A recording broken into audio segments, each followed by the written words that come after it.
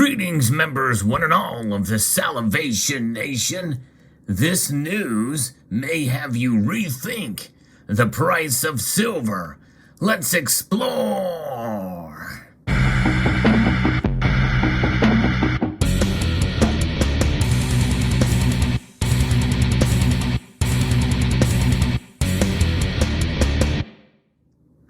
We have often heard, in fact, it is indeed true, that there is less and less primary silver mining these days.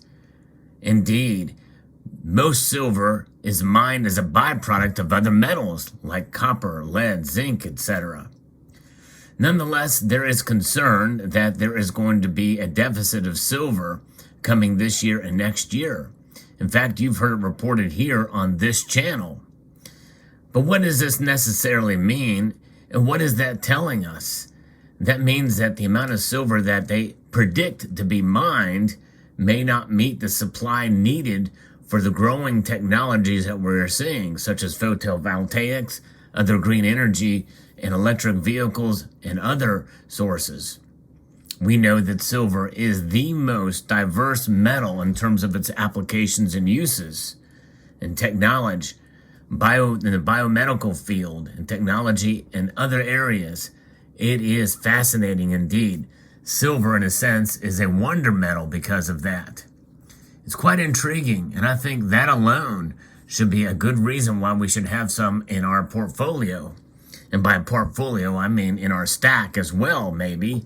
If you don't collect the physical, and maybe not a bad idea to get the electronic versions of it. However, I would suggest going with the PSLV because that is actually backed by the physical. In fact, I believe, in a sense, we should abandon the derivative markets altogether. If you're going to get a digital or paper representation of something, make sure it's backed by the physical. I really strongly feel that way more than ever before, because the derivative game is just a mess. But notwithstanding, that's kind of where I'm heading in this video, because we talk about derivatives, but we don't talk much about reserves.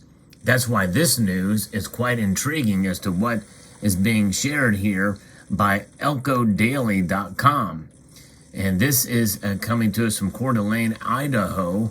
Hecla Mining, which most of us have heard of, is announced that silver reserves as of the end of 2021 were the second highest in the company's 130-year history. And the company provided an exploration update that includes Nevada targets. We're going to get into that momentarily, but I think it's news like this that should give us some pause and understanding of the price of silver.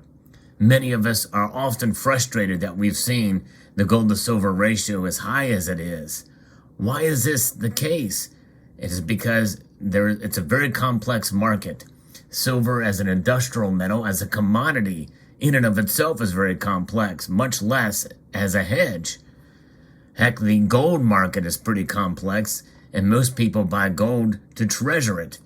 Now, obviously, it has uses as well outside of being hedged, outside of a reserve as a monetary metal. Its uses in jewelry and other applications mean that there's great demand for it outside of those other applications.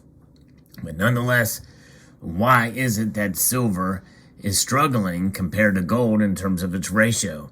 Well, because a lot of it is utilized and consumed, but a lot of it is also recycled as well too. But a lot of it that's mined is being held back. In fact, we've talked about that in times past, but kind of brushed over it in some videos. But let's take a look at what this is about.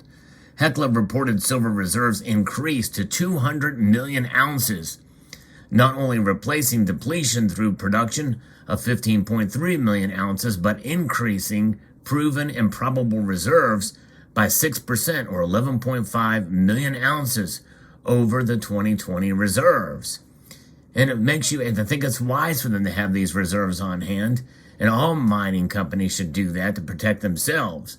Now, we've heard about, to talk about how, and some have understandably made comments, these miners are not our friends, or not the friend of the stacker because they're producing so many ounces, which is in a sense can be likened to quantitative easing, to what the big banks do, the central banks, to create currency that dilutes the supply therefore decreasing its value.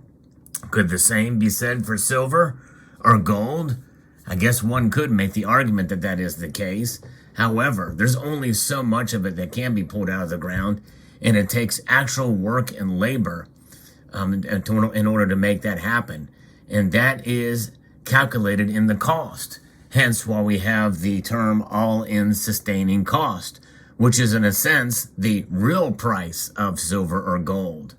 What is the all-in sustaining cost for silver? Well, last I checked, and this is really before these inflation numbers came out, for primary silver mines, that is anywhere between $13 to $15 an ounce. And for, as a byproduct of other metals, that kind of mining is in between $4 and $8 an ounce. That's a pretty broad range, but that essentially is the cost in order to mine those metals, which is independent of the spot price. And by the way, so is the cost for you to get an ounce of silver or gold. That's, in a sense, though based off of the spot price, it is obviously separate because of the premiums that are involved in all of the chain of supply and getting the silver to you, fabricating it and the like. What you're looking at here in front of you are pieces of silver that I have actually melted down myself. And I'm showing these because this is kind of the rawest, purest form that I can think of that is not marked or stamped or anything like that. So I thought I'd show this because this is kind of what I'm talking about here. More than likely, these silver bars are stored not as completely pure, even though this silver here is 3/9 fine pure. Most of the silver that's stored is in the form of doré bars, likely. But I don't know how these mining companies store it. But, 200 million ounces, an increase of 200 million ounces. That's just the increase. It's pretty amazing. Hecla's silver reserves are near all-time high, with Greens Creek reaching 125 million ounces. That mine's second highest since 2002. And Lucky Friday is 75 million ounces, giving it a reserve mine life of in excess of 15 years, said Philip S. Baker, President and Chief Executive Officer. He said that since 2008, Hecla has, through exploration, added 239 million silver ounces in reserves, replacing production while also growing resources. We see further growth in reserves, resources, and production from our exciting exploration program. And so that's just it. These mining companies, they're in the business to make money, and they're in business to support the market demand for silver, and especially for silver, given that it is an industrial metal and it is a commodity. In fact, over half of its production is utilized for that. With the increasing need for silver to contribute to the transition to cleaner energy, Hecla has both the largest silver reserve and production in the United States, which positions us to meet demand long into the future, Baker said. Gold production of 244,680 ounces in 2021 was replaced, and proven and probable gold reserves increased 14% to 2.7 million ounces, Hecla reported. Greens Creek is in Alaska, and Lucky Friday is in Idaho. Hecla is no longer actively mining in Nevada, with closure of the mill at Midas and placement of the Midas underground operations in northern Elko County. In the Fire Creek underground mine near Crescent Valley on care and maintenance, but exploration is underway at Midas, Hollister, and also in Elko and Aurora in Mineral County. In the fourth quarter of 2021, drilling at Midas intersected narrow, high-grade gold and silver mineralization along the center structure and identified two mineralized structures, the Racer and Hanging Wall. So they're out there looking for new deposits too. And you see me cover some of that from other mining companies as well, and investors trying to find new exploration targets for sure out there with some of these smaller mid-tier size mining companies. But that's just it. There is a demand now. There's a growing demand for gold and silver. So you're going to see more of this activity. It's a cycle, and that cycle will continue. And population is growing, which means more people are there, are being born, And some of those people are going to want gold and silver. They're going to consume it, especially silver is going to be consumed. And more than likely, some of it will be recycled as well, too. But when you hear that these mining companies are producing more, that's going to should change your calculus when you think about spot price. It really should.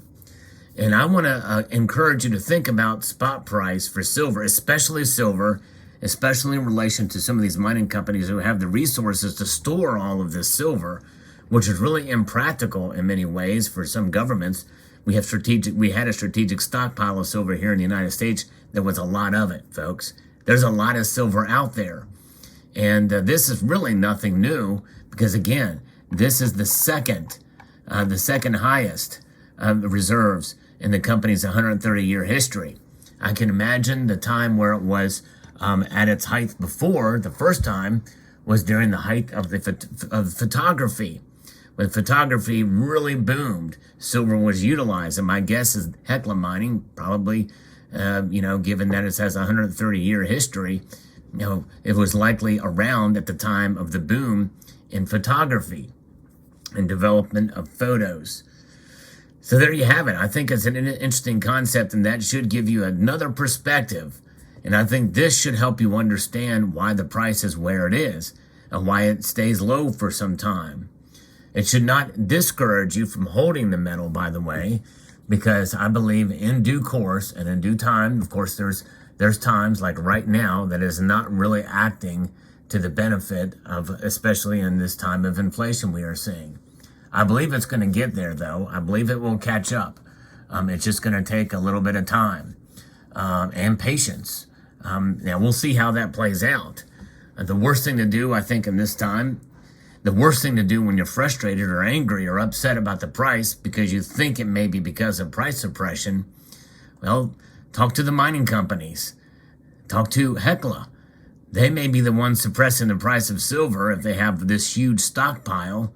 And when that gets out into the news, and by the way, this is a local news source that I'm getting this information from, not from a national news source, but you know that probably some of the market looks at some of this information, look at mining data and information, and this could be one of the ways and one of the reasons why people aren't, or the market's not worried about a shortage of silver, which because there's never really been a shortage of silver.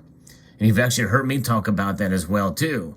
There is a shortage of silver products, not in the raw form, such as this representation, which is, like I said, just a poor bar. But imagine these as doré bars or semi-pure or pure bars stored on site in their facilities at Hecla Mining, easily being able to take and process that stuff into final product, which would be stamped coins, rounds, and bars, or utilized in a situation that can be performed in chips and electronic devices, switches, and solar panels, and that kind of thing. So just a little bit of perspective here. I think hopefully this will help you understand a little bit more on how silver price is calculated and recognized by the marketplace. It's a lot of psychology in the markets for sure, but I believe there's also hard data. And I believe an article like this, when it makes news, may actually keep that price lower because people feel like, well, it's not going to run out anytime soon, and they've got so many millions of ounces in reserve ready to go if needed for whatever demand requires. The actual mining of the silver may not meet demand this year and next year, but the reserves they have will. I hope you found this video insightful. I always like to show some of the contrarian point of view and give a little different perspective. I like to look at all sides of the case with regards to precious metals and really with everything. It's kind of my nature. I hope you enjoyed it. Let me know what your thoughts are in the comment section below. I'd like to extend a multitude of gratitude to you all for taking the time to watch and to encourage you to please rate, share, comment, and yes, keep on stacking.